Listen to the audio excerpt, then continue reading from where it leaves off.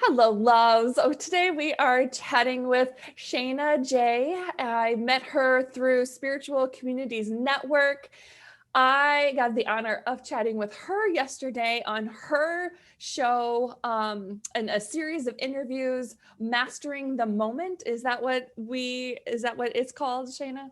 Yeah, that's what I'm calling it. Yeah. All right. And so we are chatting then today together, and she gets to share her experience with listening to her divine guidance. And of course, all of you know that floating on a cloud, its intention is for us to feel very comfortable talking about how we can and do listen to our own inner wisdom, our own divine guidance to make those most effective and efficient decisions. In life, whether it be choosing an orange for breakfast or taking a right at a stoplight, or the major decisions, should I stay or should I go, and all the life things. Shayna is a spiritual mentor, coach, Reiki master, teacher, master meditator, feng shui artist, author, and speaker. I think you said yesterday that you coached and worked with over 15,000 people just one-on-one, let alone the group coaching, right? Is That's that what? right. That Yeah. is so awesome. How long have you been all the things? Well, the awareness of all the things is the key distinction, because I've kind of always known, but since I was little, but I didn't have the validation. And in 1997, I fell off of a cliff, 50 feet. And in that fall, while I was falling, I literally woke up. I mean, every cell of my body contained God and the awareness of God in that moment. And from then on, my life completely changed. And even to the point where physically I landed on my back on a boulder, but I didn't break a bone in my back. I had Wow. 22 broken bones, arms, legs, shoulder, my head was cracked, but I didn't Wow. have the typical Injuries that. accident. Yeah, I mean, I Wow. have one scar here that looks like a butterfly. I don't know if you can see it. One scar on my knee, and the surgery they gave me to repair my arm. But other than that, I was out of the hospital in 3 days with only 13 bone left to heal. I sat on my couch for 4 weeks, and in 4 weeks, I got up and I started doing yoga on my floor, on my living room floor. All right. So I have questions just about this story. Did So, you experience any divine? I know that you woke up during the fall, but did you feel like there was any energy or angels, or what did you feel any yeah, energy I around started. you, or any, like what? Absolutely, sweetheart. I started having mystical experiences right away. And it's all in my book, which I have on my website free as a download, because I didn't even copyright the book. I want everyone to know that they have the ability to heal themselves, because God dwells within the body. And when you access it, then it activates for you and for your body, your destiny, and exactly what you're supposed to be here doing. And so, yes, I was meditating for about 10 years before this happened. This happened in 1997, so it's been 20, almost 24 years. And I feel like I'm 24 years old, because seriously, I was meditating the whole time. After, when I was healing, I Yeah. just was quiet, listening to the mounds of information. And that's when I found out, well, I had been ordained as a Melchizedek priestess the year before, but all the connections started being made while I was listening in the download I mean, I was meditating like 8 hours a day. For real? Wow. Seriously, for about a year, because the voice was so clearly not mine. It Hmm. was so clear. It was so energetic. It was everything. It was the whole deal. And I didn't need to go out, magically. My friends came over and fed me. I didn't call one person. They would go, "Here, Shayna, food, time to eat." I'm like, oh, So this was while you were healing, they were just right. While I was healing, all this magical stuff. Okay, so while I was on the mountain before I got rescued, I had this experience. It looked like a vision, but I could talk about it right away. So I think it was a real experience, honestly. I don't know. Of my silver cord, I saw it like this. I saw it like it was leaving my body, still connected to me, but the end of it, somehow there's an end to it. I don't know. Okay, It was, I don't know what a silver cord is. oh, the silver cord is the one that keeps you here in body. Okay. And you're connected from your navel. It's like an umbilical cord. Okay. Where you're connected to the rest of the universe and all of your divine staff or team. Gotcha. So it had detached right before the accident. It didn't really detach because I Okay. saw it still it attached to me, but I saw like the end of it going like this, I saw Okay. it going. I don't know what it was reaching for. I never got the full information on it. But energetically, while that was happening, I felt my life force being sucked out of my body. And then somehow I woke up, and I had been in a conscious language class the day before, and I said, well, this is an interesting choice of experience to have. Yeah. And immediately my eyes closed, and I saw that silver cord, and somehow the universal flow of life force came back through the cord into my body, and I was fully there. So somehow there might have been an opportunity to leave. I don't know. I'm not a walk-in. I know that. Yeah. I had a thought about my children during that time, just a quick little thought, and that could be the reason, because I have such, deep desire to see my family continue to grow. So, but then right after that, my girlfriend came next to me. I was hiking with two people, and she later told me, "You were blue and ashen gray. I did not think that you were going to open your eyes." And then all of a sudden you opened your eyes and you said that this is quite an interesting and choice of experience. And she said, "Stay with the light."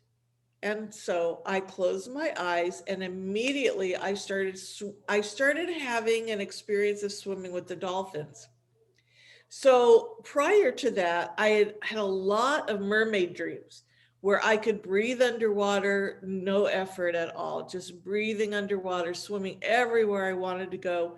And so this was kind of like that, but I was aware I was laying down on the rocks with the sun beating down on me. And there I am swimming with the dolphins. Now here's the mystical part. When the dolphins would swim around me, everywhere they swam, it's like I was having a multidimensional experience where I was connected to my body, and they swam like behind me and just grazed my body. In my body, I felt snapping and crackling, and things that were out of or broken or torn go right back into shape. So I have a question just so I can follow this. Yes. This was all happening right before you fell? No, this is when I was landed. Oh, this is when before I got rescued. Oh my goodness. So that all happened while you were falling? So I'm sorry, I'm trying to grasp No, that's this. okay. While I was falling, I felt the energy of God. I was clear. This is Gotcha. God's energy, not my energy. Okay. Oh, so while you Embodied. were laying there, then that's Then when how I was landed, the life force in the, but okay. yes, yes, I started having these mystical experiences. Gotcha.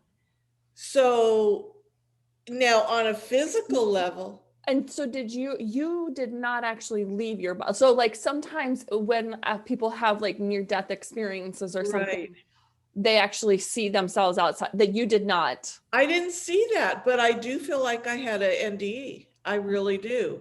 Because my life is so different. My life is so different from that day. Mhm. And the physical part of it, so about the dolphins, Okay, yes. I actually felt the dolphins healing me on the first level. Hmm. Very first thing, my life force came back and there's the dolphins. They're touching me. I feel bones mending. I felt it. It was like I could internally, my internal third eye could see in my body, Mhm. and I could see everything the way it's supposed to be and everything that was off, broken, torn, and all like that. And then all of a sudden, they touched it and it healed that fast. And I Hmm. believed that. Mhm. I believe that because of my connection with the dolphins. I could tell you a whole bunch of other stories about that. So, but on a physical level, after I got just rescued and I'm in the hospital, of course, the doctors are putting me under emergency care. Mhm. So they did the surgery on the arm. And then the next day, I was supposed to have a second surgery on the leg that was shattered the most, the right leg. And during the night, I kept waking up and feeling all groggy. And I finally asked the nurse, what the heck's going on? Why do I feel so groggy? I'm awake, but Yeah. she goes, well, you're on morphine. I go, why am I on morphine? She goes, because you're in excruciating pain. I go, what? I wasn't, not at all. And she said, oh, well, that's because you're on the morphine. I'm like, no, no, no. Asked the doctor if I could get off the morphine. So as soon as she left my room, I could see this massive translucent energy surrounding me. Massive. I could almost touch it, but I felt it. And then I said, show me the morphine. What is this doing in my body? And I saw this dense ball about that big, black, all the way around. And I said, okay, I don't want that. Mhm. The information was, well, you did the right thing. So this doctor was in my arm the night before. Oh, the nurse said, I can't call the doctor. He's on call. We don't know where he is. And I said, he's in the building. Mhm. I don't know how I knew that. But then later I got explained in meditation, because he was in my arm, I knew him. Mhm. The Yeah. energetic connection was made. The Yeah. guy was in my body, right? And so when he came to my room and took me off the morphine, I said to him, so were you in the building? He said, yes. Were you on the 8th floor? He said, yes. The nurse is like, oh, we don't know where he is. I knew exactly where he was because I scanned the building. I scanned the whole area and I pinpointed him, Mhm. right? You can Yeah. relate.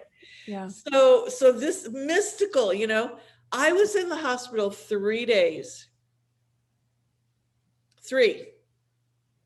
They taught me how to re-walk again because both my legs were broken. They did not do a second surgery on me. The ball disappeared like that as soon as they took me off the morphine. They unplugged the drip and instantly the black ball was gone. And they the doctor said after they took me to x-ray before the second surgery that, well, we'll take you to x-ray and we'll see how you're doing. That was the worst part of the whole thing. So he comes back in the room and he says, well, we're not going to do another surgery. And I said, well, wonderful. Thank you. I didn't want another surgery. And he says, I'm going to put a cast on your left leg.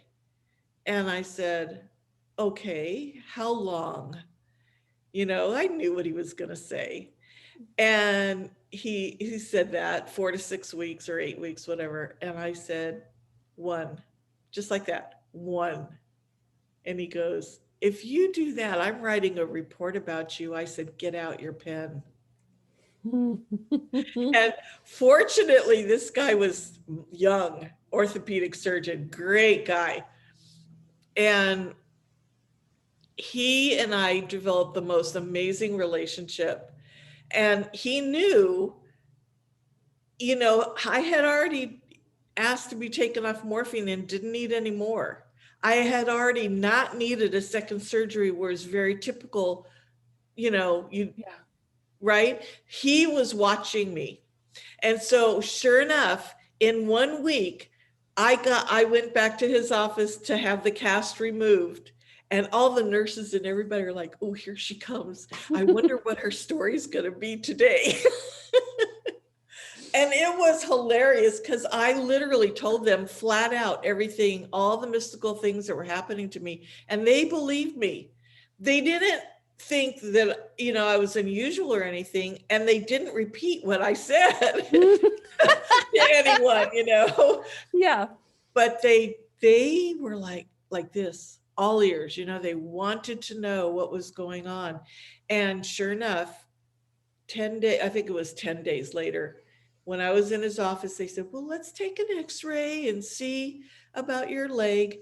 And sure enough, they said, well, the cast is coming off. Then a few months later, they had put a 9-inch plate on my ulna bone to repair it, 9 screws in it. And I had gotten information, we don't want this.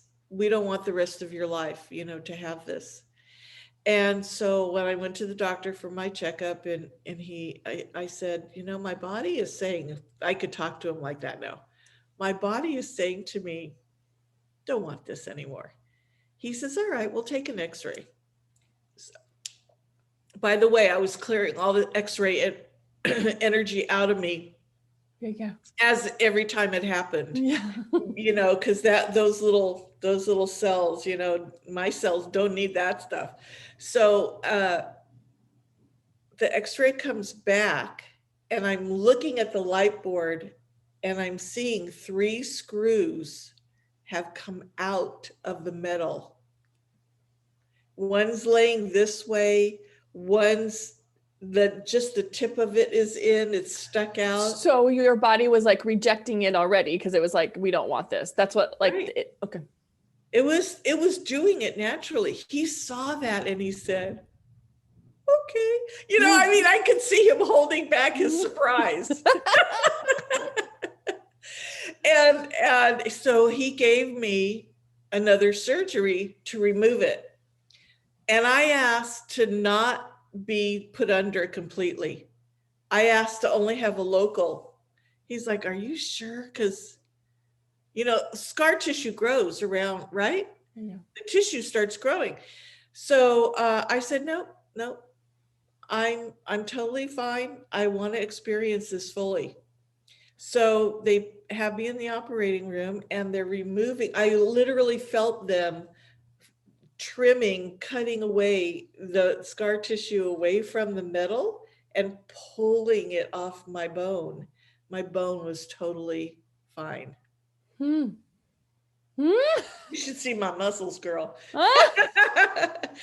So yeah, and there's, I could talk for hours about all the mystical experies that I had. Yeah, so I just and have synchronicities as well that were just. So what is the purpose of this experience for you? Was it to wake you up? Was it to share it with other? Like what has God, spirit, creator, divine. What do you refer to? Do you just say mystic? Do you I say use energy? divine. Yeah. Divine. So what was its purpose, its intention for you to experience all this? So twofold, and you're right on. It was to wake me up so that I could start to believe again, because I'd never had validation, as I mentioned, for my intuition, my knowing, all the things that were exciting to me, but not exciting to the outer world. Mm-hmm. And of course, I wanted to be loved, so I didn't want to be weird and, different.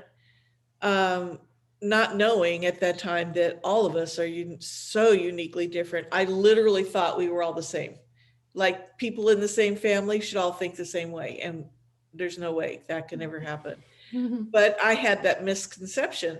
So I needed to be awake to the truth. And I was 47 at the time. So I was already, my children were fully grown. I was the one who was out of the house. My children left home, and then it was time for me to go explore the world. So I was living in Sedona, Arizona with my second husband at the time that this happened. And the purpose, after a year of meditating, the voice that was clearly not my voice, very strong and very powerful, said to me, "Now you teach." I had no intention. No. I was What not were a good. what were you doing like before this? As like Oh, before you went to I was a coach. okay. I helped people get on national radio and sell their books. I Okay. helped authors, Mm-hmm. to be have fulfillment and know how to sell their book without selling it, because it Mm-hmm. was the information age, Yeah. give information, don't be a salesperson, and I was doing really well. I had some high profile clients, and it was really cool. And then when I fell, it was just like, I have no idea what I'm doing, and like I said, all I wanted to do was meditate and heal my body to the perfection that God intended, which I did feel. Like I said, I felt like I'm 24, because I remember one day going, I feel like I'm zero. I feel like a baby. Like all my cells are brand new, sparkling, clean, brand new, gorgeous, beautiful. So the purpose then became teaching what I had learned. Yeah. Not so putting divine and God into a different category than religion, Yeah. and making it a little more palpable. I was living in oneness and resonating with everything around me at whatever level, the density or lightness. When I was in nature, of course, I was all the trees and the roots, and the dirt and the particles of a rock, and I felt it all.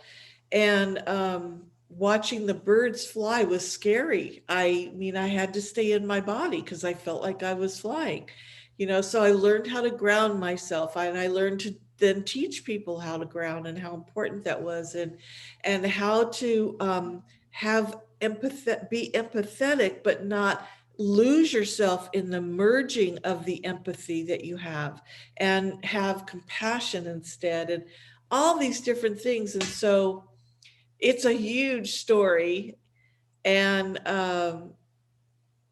I've been on purpose ever since. And I've had times where it was so difficult that I was going to quit, and I'm talking to my divine, saying, this is, ugh, this is not good, it's not enough money, and people think I'm weird, and I'm talking over their heads, and because I was taught to speak to their soul. I hear you. Right?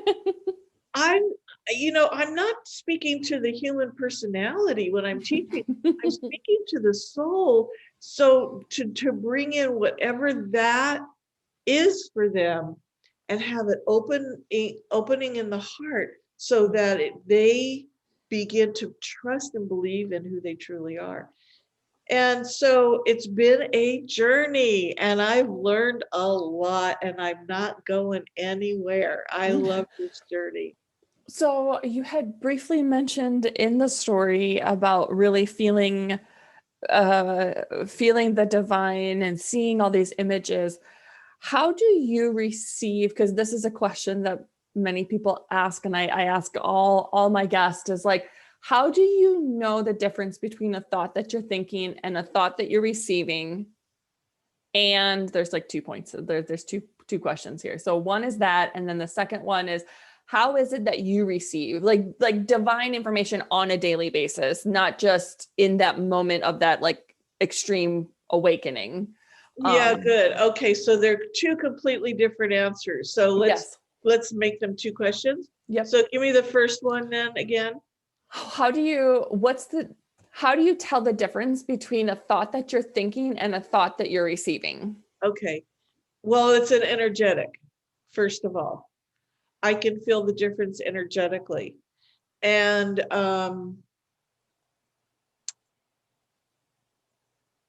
how can I say this? At first, as I mentioned, the voice was very distinct.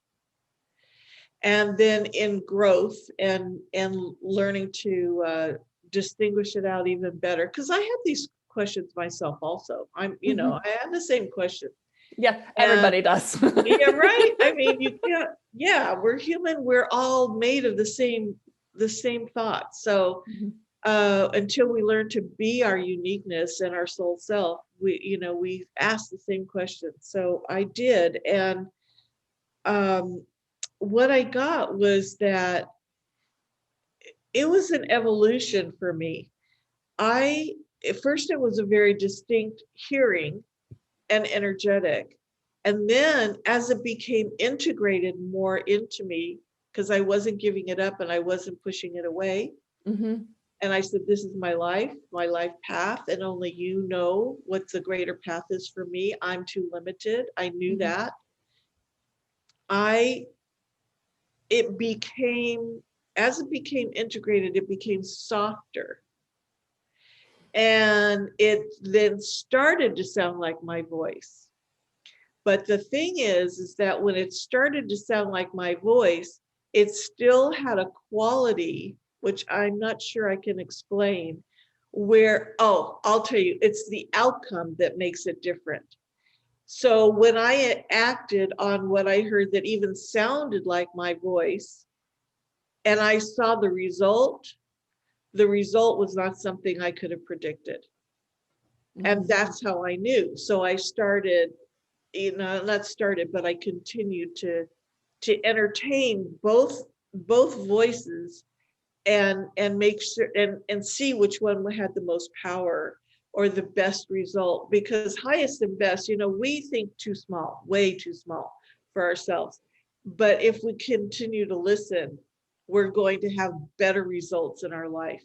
And even stretches that, like you doing the show, how much did you have to go through before you said yes to doing the show? I know. So it was they always give us a stretch beyond what we're comfortable. For sure. I was asked, and this is how I roll, is clients are the ones who ask me to do things. It's like, it's the way that the universe, God, talks through. So that's how I started my business. Was 3 people came up and asked me about a spark that I had within me and how can they have this spark. And I was like, do you know my name is Sarah Sparks? And they're like, no. Oh, that's cool. And I was like, all right. So they just saw something in me and I knew what they were talking about, but I didn't know how to teach them that because I was like, eh. And then every time I create a new group program or a one-on-one or even the podcast, for 3 years, people have been asking me to do a podcast. And I'm like, another platform that I have to learn. Oh my goodness. And finally I'm like, let's just do this. I've been asked enough. So let's just have the interviews and right. Exactly. So yeah. Yes. So okay. The second part is how do you receive? One of the things that people ask me or they get hung up on is when I'm teaching them to listen to their own divine guidance, their inner wisdom, at the very end, when they're like, yes, I can do this, they still have an inkling of, but I'm not listening like you. And I'm like, no, it's how to listen to your divine guidance. So I'm just wanting all the guests to share how you receive information from divine, from your inner wisdom. That way everyone has a different flavor, that it's not just Sarah with the auto, my gifts, but it's everybody has their own unique way. So how do you receive? Well, I meditate. I am deeply in love with meditation.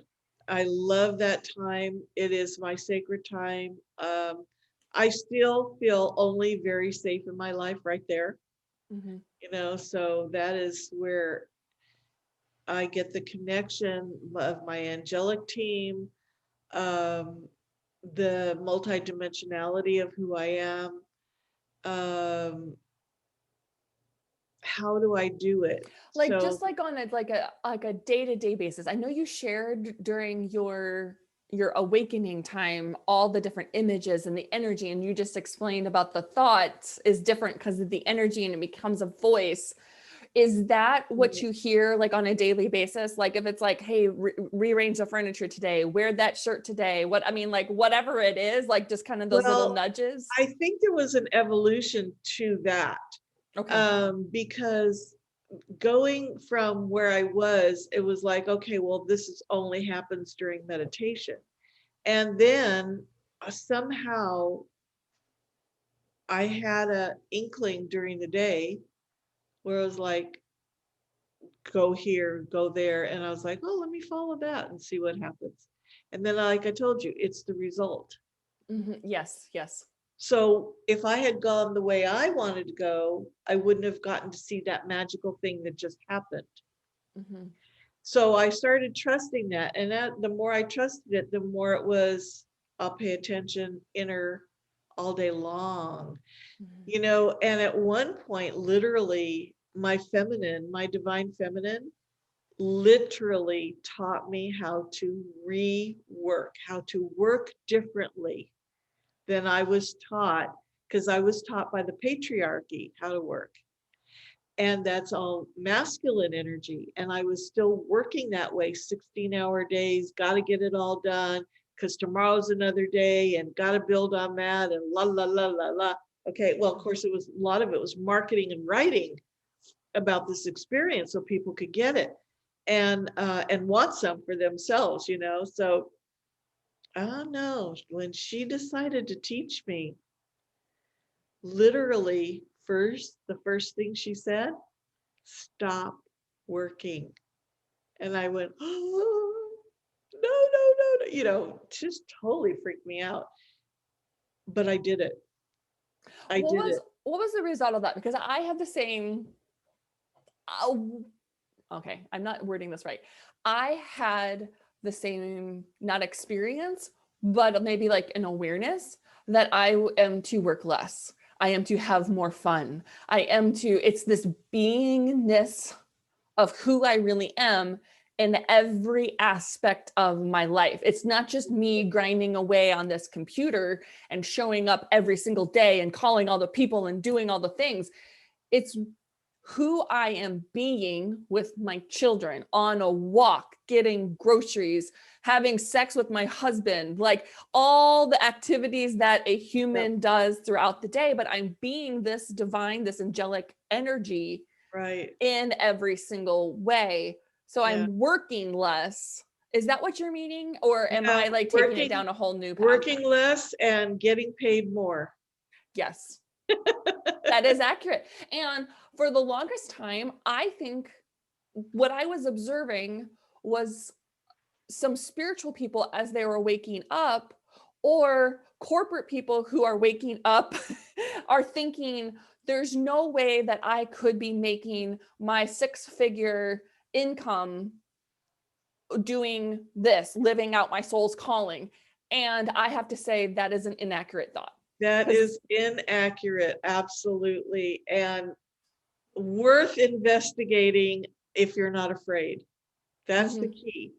Fear will always bring doubt, and then doubt debilitates you. But I will tell you, life is a process. And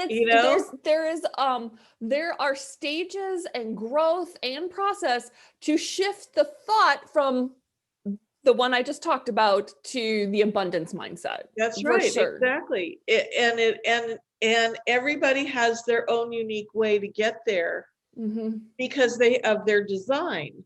And at one point I had this reading, and this woman told me, "Oh, you're not going to be rich until you're, in your elder years." And I was like, "Oh man, I'm doing so hard to get there." Jeez. But then, during my 60s, I had the divine feminine, just infuse my heart with working, not smarter, working less, getting paid more.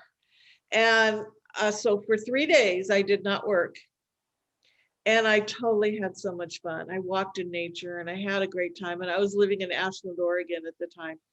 And so this is part of the evolution of how I listen, because she taught me how to how to be more succinct in my communication when I wrote, how to be more succinct in my communication with my clients so they got it faster, how to, it's like all the millions of tasks that you do as an entrepreneur, how to redo all of them so the results were better. And I now work between 2 and 4 hours a day. And some days not at all, because I need to go have fun. Do you notice in those moments that you are being and having fun that you are more open, maybe not more open, you are open to receive? So whatever is to be coming in is coming in. Yeah. So the synchronicities then are, we used to have this phrase many years ago called being fearless of the unknown. And I tried that out, freaked me out quite a bit. But you know what? It taught me how to be present, how to not be afraid, and how to really stay relaxed. If the body's not relaxed, you are not going to have anything happen for you. The body must be relaxed and open. That's what Sarah means by open. You've got to be relaxed so that the synchronicities that are natural for you in that day, this day and time, will come to you. But when your body is not relaxed and it's tensed up, then you get intensity in your life. And how much do you really want to do that for the rest of your life?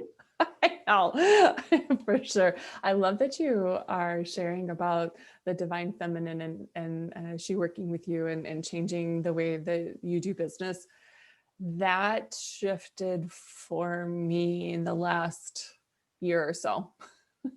And beautiful. Now the question that comes to me is like, what is the most effective? I say effective and efficient, but that's probably like still a little bit masculine, but it's like, what is the most effective and efficient way to get this message across? Or what needs to be shared? And instead of, I always used more masculine thinking ways to do things. And as soon as I just made myself available to divine information all the time.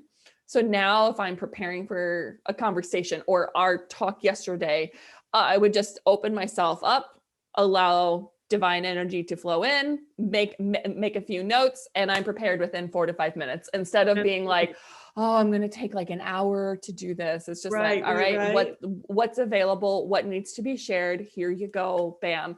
Or I used to, with clients, it used to be like an hour, or consultations to be an hour. And now they're about 15 minutes, and Spirit gives me a couple questions, and then I'm like, all right, let's get to work. You're either on or off. Like, let's do this. And this is what's going to be available. And like, Right. And there's something connected from your thought form. See, check this out for yourself, where you saw yourself doing it the old way, and then you now, can you actually believe more in yourself, oh, that for sure. you can literally relax your body in order to have the right perfect thing happen in every moment in your interactions, whether it be clients or the clerk in a store, Yep. yeah, or your child, or yes. That happened in October. So this was 2019. Spirit told me to start how to live your chosen path. And now it's worded differently based on what Angel Gabriel has shared with me, yada, yada. Don't need to get into all of that. But at that time is when I saw who my soul really is. And I could not deny it anymore. And I knew the reason why I'm here, that I can no longer like wishy-washy, maybe kind of, sorta, I listen to it, or it's like from that moment on, I was like, I am here, I am dedicated, let's do this, and I'm open. And that's what shifted for me, at least. Right. So, yeah, so the have practice of actually listening during the day, it's like you give your attention to the outer world in conscious awareness, but you also pay attention inside. Yeah. And I was taught that PAIN is an acronym. Pay attention inside now. That when you do that, even when you have pain, a little whatever during your day, you're going to correct it if you connect with it in the moment.